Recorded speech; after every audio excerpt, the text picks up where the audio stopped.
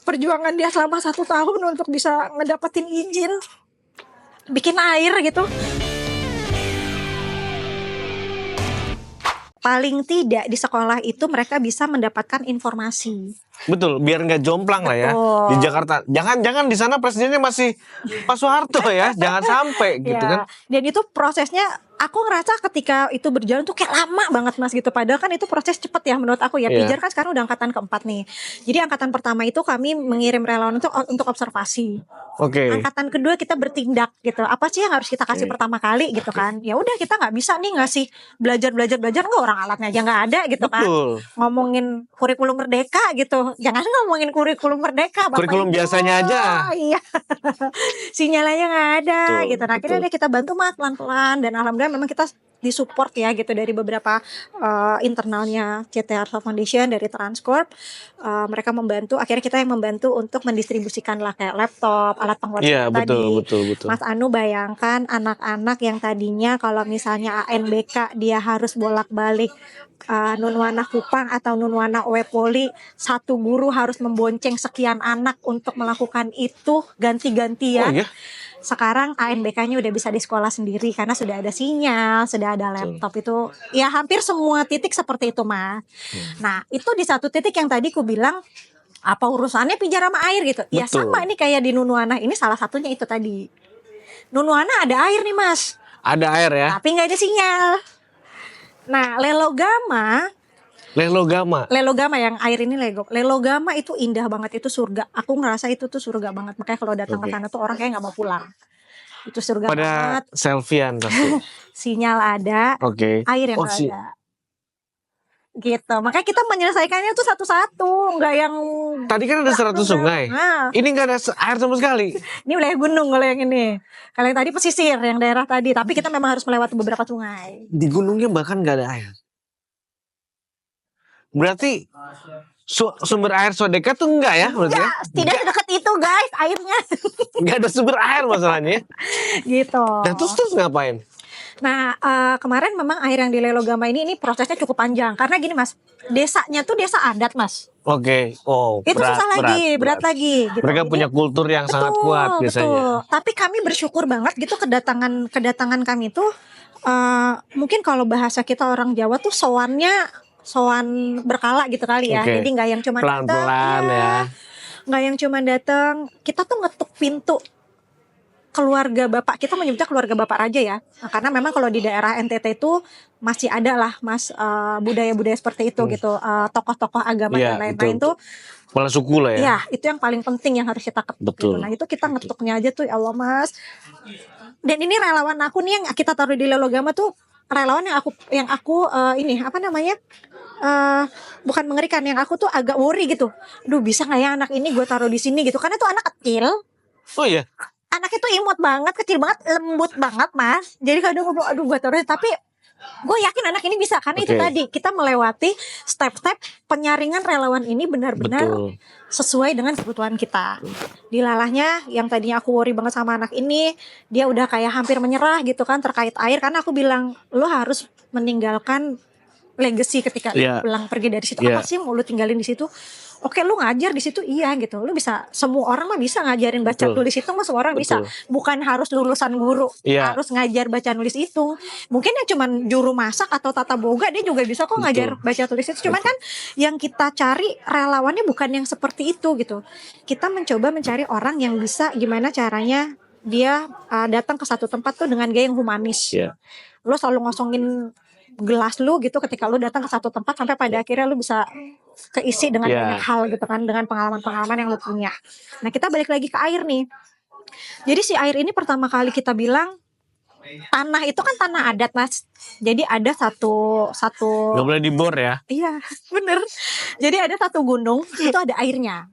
Nah, wilayah itu adalah punya keluarga raja. Gitu. Jadi kita tuh ngetuk pintu ke Pak Lurah, ke Bapak Desa, gitu-gitu kan, ngobrol gimana baiknya. Akhirnya kita diajaklah ke Bapak Raja itu, paling nggak sowan lah ngobrol. Nah, cuman ini lagi nih satu guys, tidak semua orang, kita menganggap orang NTT itu tidak berpendidikan, itu sangat tidak. Kita hanya melihat orang itu memang orang desa banget gitu. Tapi jujur nih orang-orang yang aku datang itu semua orang pintar Mas. orang pintar itu kan nggak mesti dia juga harus berpendidikan S1. Iya, gitu kan.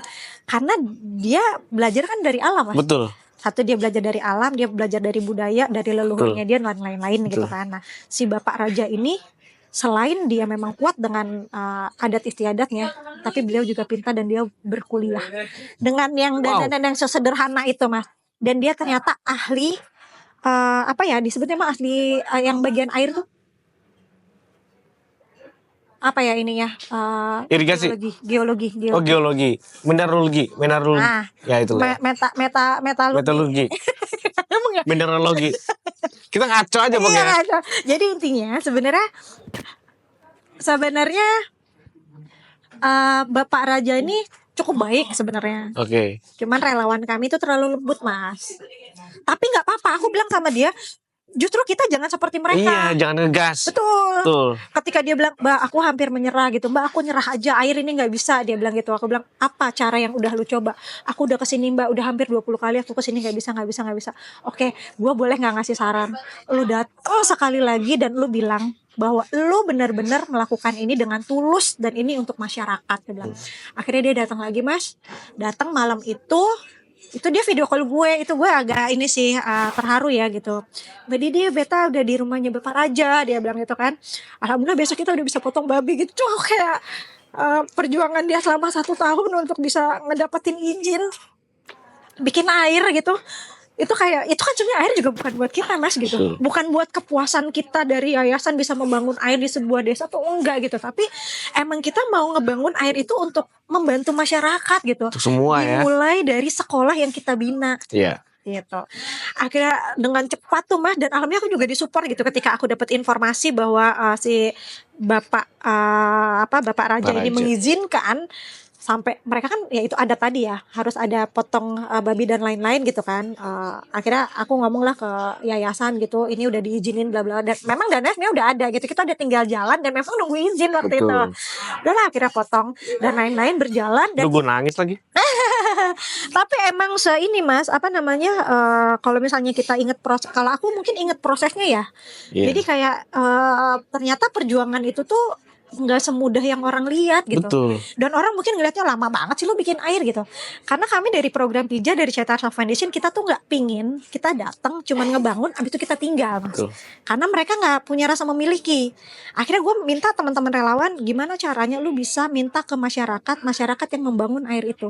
Untuk apa fungsinya gitu. Ya biar mereka merasakan gitu, bahwa ini biar mereka tahu gitu ya. Ini milik kita bukan milik orang gitu. Kalau rusak mereka nggak akan bilang CT Arsa airnya rusak nih, nggak gitu. Karena mereka melihara sendiri akhirnya. Betul. Dan itu berjalan, Mas, 1 tahun jalan sampai airnya keluar, dan itu kita sudah bisa membantu beberapa wilayah yang ada di daerah situ gitu.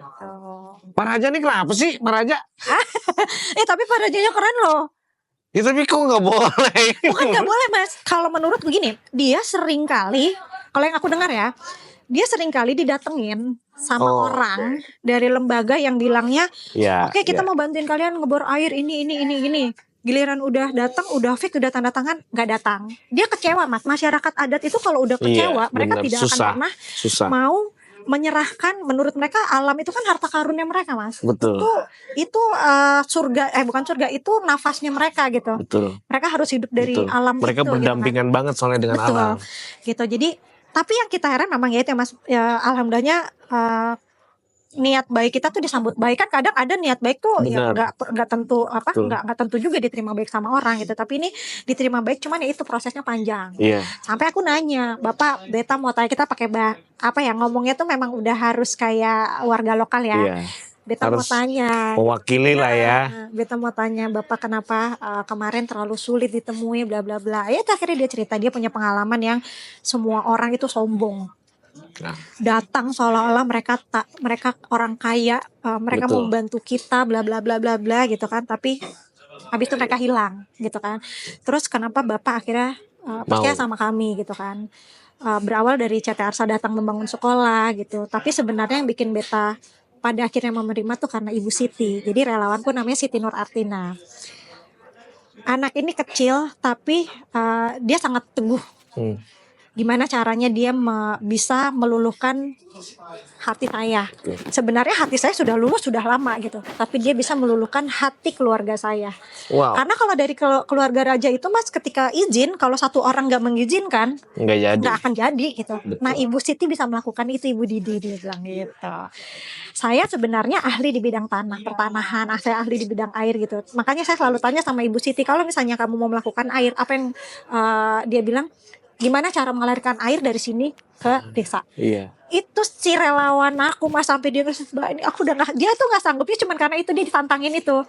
Mbak ini posisinya soalnya mata airnya di sini, desa kita tuh agak lebih tinggi gitu kan. Jadi gimana? Wah, akhirnya dia nyari. Udah akhirnya aku tuh cuman bantu. Oke, di sana ada dosen bagian ini, bisa ngobrol sama dia. Wait. Ini benar.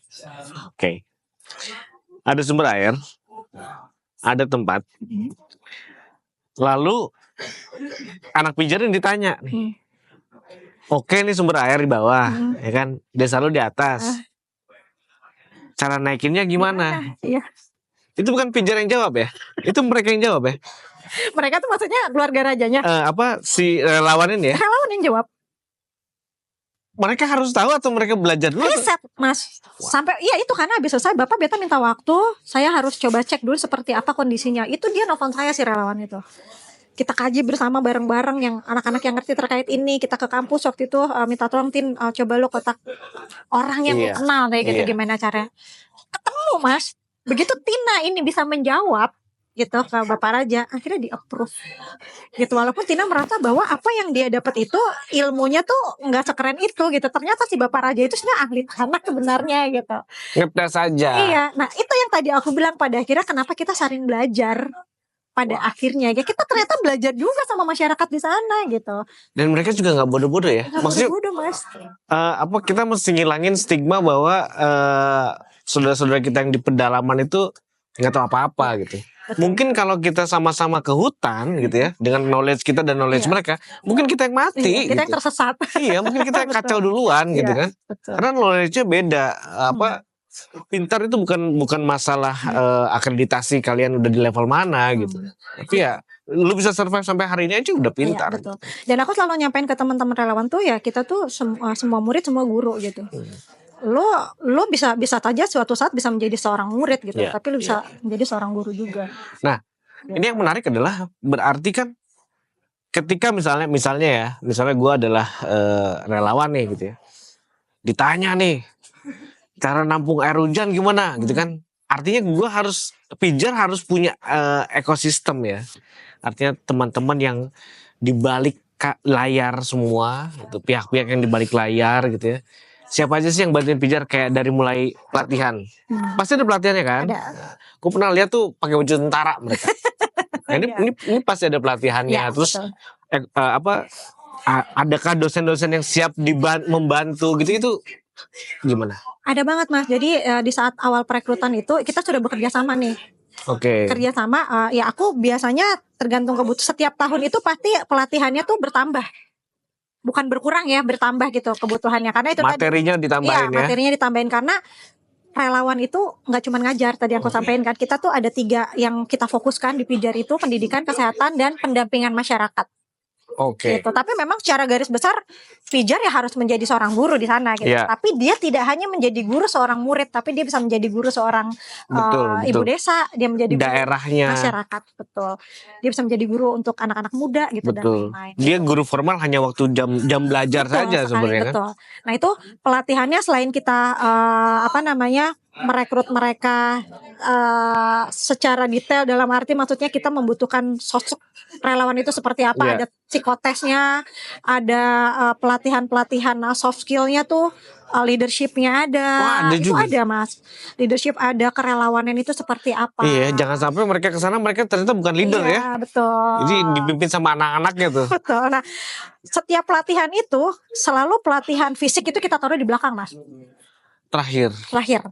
Karena aku yakin kalau misalnya kita pelatihan fisik di depan dan dia merasa sudah tidak sanggup, pasti dia tidak akan melanjutkan. Iya. Tapi ketika soft skillnya mereka udah kita kasih upgrade, begitu kita taruh dia untuk pelatihan fisik dan itu pelatihan fisik sama tentara, Itu kita bisa melihat gimana caranya mereka saling melindungi gitu. Walaupun ketika mereka pelatihan mereka udah tahu, walaupun dikirimin kan, kita kan dikiriminnya cuman satu daerah satu orang nih, bukan tim gitu kan. Tapi justru itu yang pada akhirnya mereka harus tahu gimana caranya mereka bisa mendevelop diri mereka untuk Satu daerah satu orang. satu orang. Mas bayangin, bukannya kita tega gitu, tapi maksudnya kenapa kita bisa melakukan itu, karena kita sudah riset duluan Mas. Oh kita yakin kok satu orang ditaruh di sini cukup. Karena apa, karakteristik orang-orang di sana nggak seserem itu. Oke. Mereka kedatangan kita ke sana, Setuju. kita udah dianggap menjadi keluarga. Setuju. Dan mereka punya keluarga asuh Mas. Di setiap titik Oh ada di sana keluarga ya. asuh. Oh mereka tinggal di sana. Iya, ada ibu piaranya di sana. Ya karena kalau gue percaya dengan konsep, berarti pijar ini bukan hanya mengirim orang untuk mengajar, tapi mengirim agent of change, ya kan? Orang-orang yang bisa membuat perubahan mungkin tidak, tapi setidaknya mempengaruhi sesuatu untuk berubah. Mendampingi Setidaknya. mereka untuk menuju perubahan. Karena gini Mas, yang dibutuhin sama mereka tuh sebenarnya bukan apa-apa Mas. Mereka cuma butuh didampingin. Iya. Tadi kayak yang tadi aku bilang, sebenarnya mereka mata air punya. Iya. Cuman mereka kayak gimana caranya nih supaya air ini bisa ngalir gitu. Betul. Apa yang harus dimulai gitu. Betul. Karena mungkin kalau orang sana mikir, oh ini tanah gue gitu. Kalau misalnya gue mau bikin air, ya udah bikin di rumah gue aja kan gitu Iya, kan. Nah, karena kita memang membawanya bahwa kebutuhan ini untuk kebutuhan bersama. Nah itu kan ngebuka mindset Iya, itu ya, betul. ngebuka Itu. perspektif itu ya. Kita merubah pola pikir mereka sebenarnya. Sebenarnya kalau misalnya merubah pola pikir sih agak sulit ya. Tapi kita membantu gimana caranya supaya mereka bisa. Ya meluaskan lah ya. Dan itu alhamdulillah Pijar 4 tahun ini bonus banget. Bisa sampai teman-teman bisa melakukan segala sesuatu yang menurutku targetnya harusnya itu di tahun kelima, tapi di tahun ketiga itu sudah bisa dilakukan. Wow. Gitu. Keren. Alhamdulillah anak-anak muda luar biasa. Mbak Didi kasih wejangan dong buat anak-anak yang masih joget-jogetan TikTok di pinggir lantai ini kata 17. ajaib gue nih Mas dari dulu ya, Oke. sampai sekarang gak pernah berubah. Sorry ada 2 Deng. Oke. 16 juga gak apa-apa. Yang pertama, karena gue suka daerah pelosok ya, jadi gue selalu bilang sama anak-anak yang kalau galau patah hati gitu kayak Azhar gitu, gue selalu bilang apa ya kalimatnya Azhar, gue lupa Azhar. Waduh, mana lagi? Kalau Indonesia lebih kece dari dia, buat apa galau gitu. Iya dong, iya gak? Kalau Indonesia lebih kece dari gebetan lu, ngapain galau gitu? Lu pergi aja ke sono gitu, karena itu pengalaman pribadi. Gitu saya ke sana. Lalu yang kedua nih buat teman-teman anak-anak muda, kan kadang kita kalau misalnya ke daerah ada yang gelian gitu ya Mas ya, ke daerah pelosok ini gitu, geli-geli takut gitu. Ya di kota nggak ada lah gitu ya kan. Ya takut nggak ada sinyal gitu. Jadi aku selalu bilang sama teman-teman relawan, pergilah ke tempat yang lu nggak sukain sekalipun, supaya lu tahu dan lu cukup tahu gitu. Ketika lu ngerasa udah cukup tahu itu kan banyak Mas. Ketika lu cukup tahu terus tapi lu merasa gue udah cukup tahu nih, misalnya daerah Kalimantan kayak gini tapi gue suka dan gue punya kenangan di sana. Jadi gue selalu bilang gitu, lu jangan pernah bilang kalau lu nggak suka. Misalnya kayak gue naruh Mas Anu, lu gue taruhnya di desa Lelogama ya, lu nggak mau nih. Karena gue gak suka dia sama dia dulu gitu. Lu gak bisa ngomong kayak gitu. Jadi gue selalu bilang ke mereka, lu harus pergi ke tempat yang lu gak sukain sekalipun gitu, supaya lu benar-benar tahu gitu. Iya, dan biar kita sadar bahwa inilah Indonesia gitu. Jelek bagusnya ini tuh negara kita gitu. Bukan negara orang lain gitu. Oh iya Mas. Ya benar. Gue tambahin dikit, kalau teman-teman usianya udah 25-30 tahun dan selama ini masih ngerasa sakit, masih ngerasa ada yang kurang, mungkin yang Anda kurang makan adalah bukan makanan fisik, tapi food for your soul. Pijar ini adalah food for your soul. Thank you guys sudah bareng sama kita ketemu lagi lain kali. Thank you Mbak Didi. Thank you Mas Anu, terima kasih banyak. Luar biasa. Luar biasa.